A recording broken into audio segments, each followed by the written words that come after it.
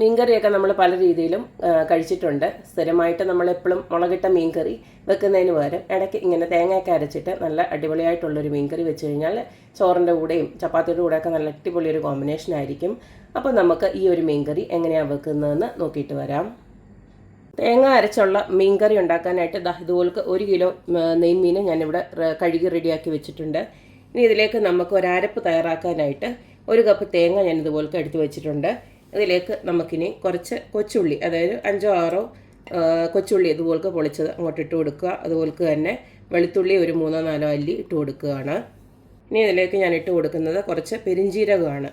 സാധാരണ പെരിഞ്ജീരകമൊന്നും ഇങ്ങനെ മീൻകറിക്ക് ഇട്ട് കൊടുക്കാറില്ല, നമ്മളൊന്നും ഇട്ട് കൊടുക്കാറില്ല. ഇത് ഒരു തൃശ്ശൂർ സ്റ്റൈലിലുള്ള മീൻകറി ആയതുകൊണ്ടാണ് ഇങ്ങനെ ഇട്ട് കൊടുക്കുന്നത്. കണ്ടില്ലേ, ഇതുപോലെ കുറച്ച് പെരിഞ്ജീരകം ഇതുപോലെ ഇട്ട് കൊടുക്കുകയാണ്.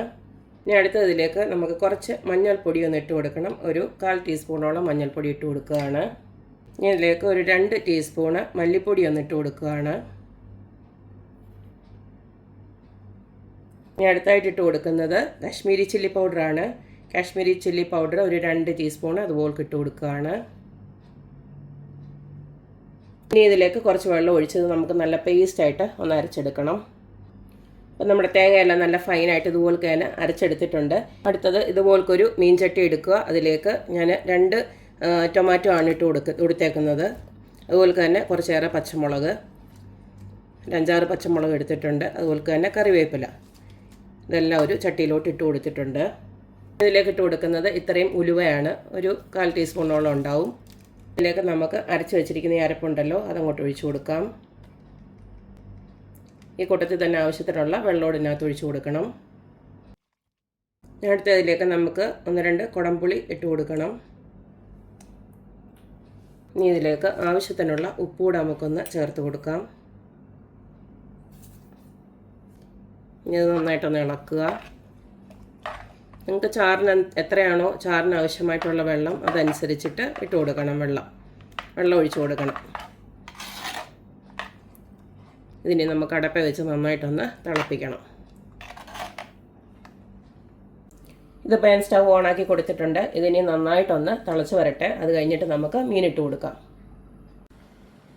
ഇപ്പോൾ നമ്മുടെ കറിയൊക്കെ ഇതുപോലെ നന്നായിട്ട് തിളച്ച് വന്നു. ആ പച്ചക്കുത്ത് മണമൊക്കെ ഒന്ന് മാറി ഇതുപോലെ നന്നായിട്ട് തിളച്ച് വരുമ്പോൾ ഈ സമയത്ത് നമ്മൾ ഉപ്പൊക്കെ നോക്കണം കേട്ടോ. ഉപ്പും പുളിയൊക്കെ നോക്കിയിട്ട് അത് വേണമെന്ന് വെച്ച് കഴിഞ്ഞാൽ ഇട്ട് കൊടുക്കുക.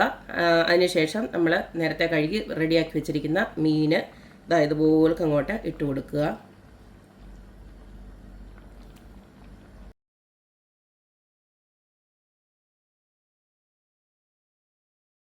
ഇനി നമ്മൾ കുറച്ച് കറിവേപ്പില ഇട്ട് കൊടുക്കുന്നുണ്ട്. അതിനുശേഷം അടച്ചു വെച്ച് ഒരു 10-20 മിനിറ്റ് 25 മിനിറ്റോളം എടുക്കും മീനൊന്ന് വെന്ത് വരാനായിട്ട്.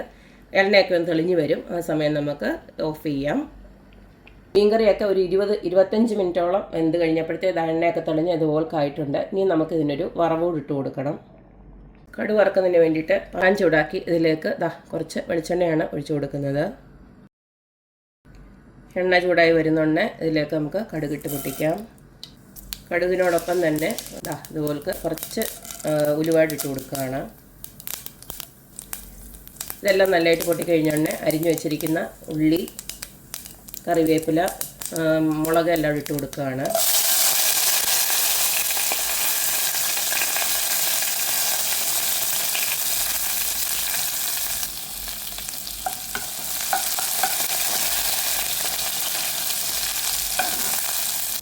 അപ്പോൾ ഇതുപോലത്തെല്ലാം നല്ലതായിട്ട് മൂത്ത് വന്നിട്ടുണ്ട്. ഇനി നമുക്കിത് കറിയിലോട്ട് ഒഴിക്കാം.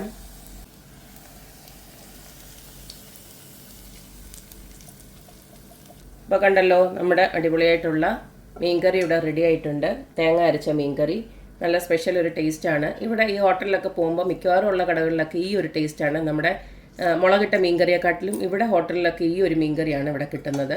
നമ്മൾ സ്ഥിരമായിട്ട് എപ്പോഴും ഒരേ രീതിയിൽ വെക്കാതെ ഇതുപോലൊക്കെ ഒന്ന് ട്രൈ ചെയ്ത് നോക്കുക, അഭിപ്രായങ്ങൾ അറിയിക്കുക. അപ്പോൾ എപ്പോഴും പറയുന്ന പോലെ തന്നെ എൻ്റെ റെസിപ്പീസ് ഇഷ്ടമുള്ള എല്ലാവരും please like, share and subscribe. അപ്പോൾ ഇനി ഒരു അടിപൊളി വീഡിയോ ആയിട്ട് വരുന്നവരേക്കും ബൈ.